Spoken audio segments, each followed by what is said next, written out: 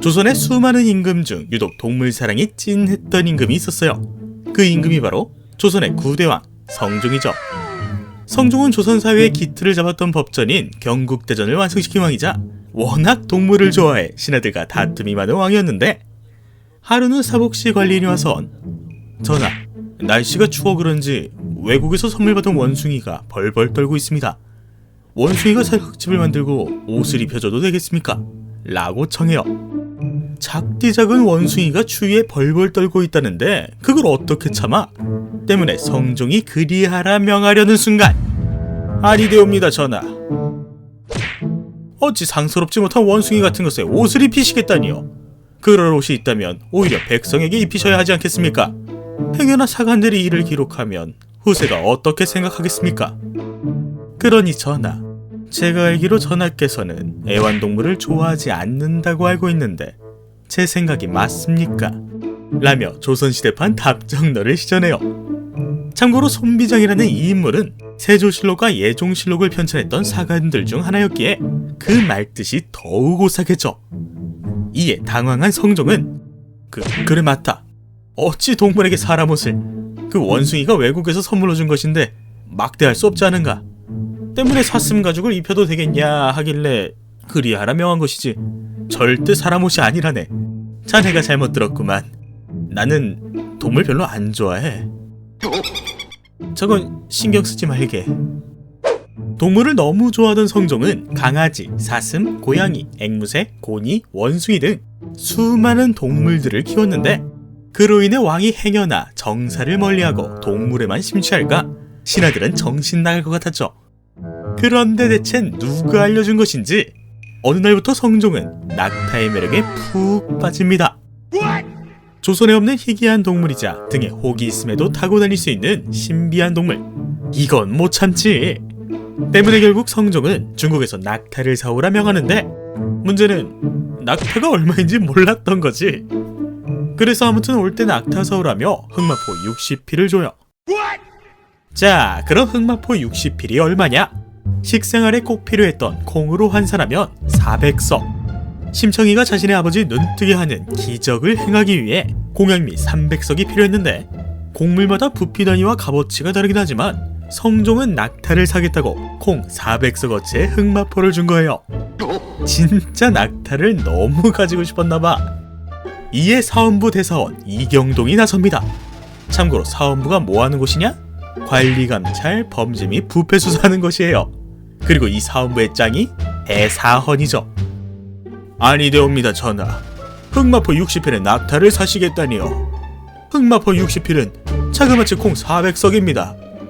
그 옛날 고려 태조는 거란에서 낙타를 선물로 보내자 다리에 매달아 일부러 굶어 죽게 하였습니다. 이는 타국의 간사한 계책을 꺾고 후세가 사치하는 마음을 막게 하려던 것인데, 어찌 덕망 높은 전하께서 낙타를 사시겠다고 고려 태조와 비교될 일을 하시려는 것입니까? 먼 지방의 물건을 멀리하고 검소한 덕을 숭상하시옵소서 라며 상소했고, 너무 키우고 싶은데 너무 맞는 말이라 어찌할 수 없었던 성종은 경들의 말을 들으니 내 참으로 기쁘구나. 내가 짐승을 좋아해서 그런 게 아니라 중국에서 출정할 때 낙타를 사용한다기에 내 궁금해서 그만. 오해하지 말게. 나는 동물을 별로 안 좋아해. 누구보다 동물을 사랑하지만 한나라의 임금이기에 마음대로 할 수 없었던 성종. 그러던 어느 날 성종이 폭발합니다. 수많은 동물들 중에서도 성종은 특히나 매를 가장 좋아했어요. 그래서인지 만날 여가 시간만 되면 후원으로 나가 매를 날리며 놀았죠. 그러던 어느 날 이 매가 고니를 잡아옵니다. 이에 너무 기뻤던 성종은 후다닥 승정원으로 달려가 이거 보시오.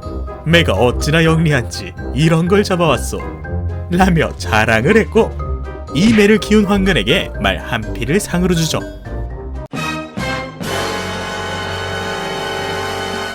아니, 보통 임금이 상을 내리는 것은 좀 급이 있는 일을 했을 때인데 고작 매 한 마리를 키웠다고 임금이 상을 내리다니. 이에 신하들이 또 한 소리 합니다. 전하, 늘 말씀드리지 않았사옵니까? 사사로운 곳에 빠지면 큰 뜻을 잃습니다. 신들이 그렇게나 매를 놓아주라 상소하는데 어찌 매번 이러십니까? 엎드려 원하건대 응방의 매들을 모두 풀어주고 전하께서 매를 좋아하지 않음을 신하와 백성들에게 보이소서. 평소 같으면 알겠다며 나는 애완동물 안 좋아한다며 넘겼을 성종. 하지만 이날은 달랐습니다. 신하들이 왕의 영린을 제대로 건드렸거든요. 대관들은 지금 내가 정사를 뒤로한 채 허구한 매랑 논다 생각해온 것인가? 여가 때 잠깐 매를 날려 사냥하는 것인데 그게 정사에 그리 영향을 준단 말인가? 나중에 너무 빠져들 수 있으니 매를 멀리하라는 신하들. 내일은 내가 알아서 하겠다는 동물 덕후 성종. 놀랍게도 이둘의 대립은 수년간 계속됐고 결국 이 상황을 해결하기 위해 하늘이 나섭니다. 참고로 성종은 조선에 손꼽히는 성군들 중 한 명이에요. 그런데 성종 17년 조선에 극심한 가뭄이 발생하죠. 이에 신하들은 기다렸다는 듯 전하, 가뭄이 여러 해 동안 계속되어 창고가 비고 우물이 고갈되었습니다. 옛말에 이르기를 하늘은 성실함에 응한다 하였습니다. 응방에서 매를 기르고 새장까지 만들어 매를 들여놓으신 모습은 누가 봐도 즐기기 위함인데 어찌 하늘이 전하를 성실하다 생각하겠습니까? 매를 모두 날려보내시고 응방을 없애버리시옵소서. 임금의 덕에 따라 하늘이 반응한다는 불문율이 있던 시대.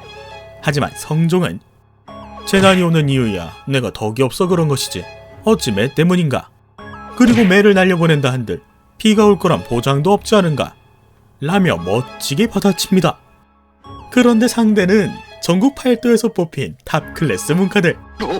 그렇게 신하들은 백성들이 굶어 죽는 이 시국에 매를 키우면 안 되는 이유, 매를 키우는 관리들이 대신들을 무시한 일화 등을 막힘없이 내뱉었고 결국 성종은 하는 수 없이 매를 키우던 기간인 응방을 없애고 수많은 매를 날려보냈죠. 조선의 성군 중 한 명이자 조선시대 그 누구보다 동물을 사랑했던 성종. 애완동물을 좋아하면서 자신은 애완동물 싫어한다 말하는 성종의 거짓말과 동물 때문에 신하들과 투닥거리는 성종의 모습은 영상 설명서 성종실록에서 확인할 수 있으며 가문과 신하들의 반대 때문에 매를 모조리 날려보낸 성종은 1년 뒤 신하들에게 이렇게 말했다고 하네요. 전국이 풍년은 아니겠지만 올해는 비도 많이 왔으니 흉년은 안 올 것 같은데 그럼 매 키워도 되는 거지? 그냥 재미로 무심코 지나간 사건을 되돌아보는 시간 와비의 그지무지. 지금까지 동물 덕후 성종이었습니다.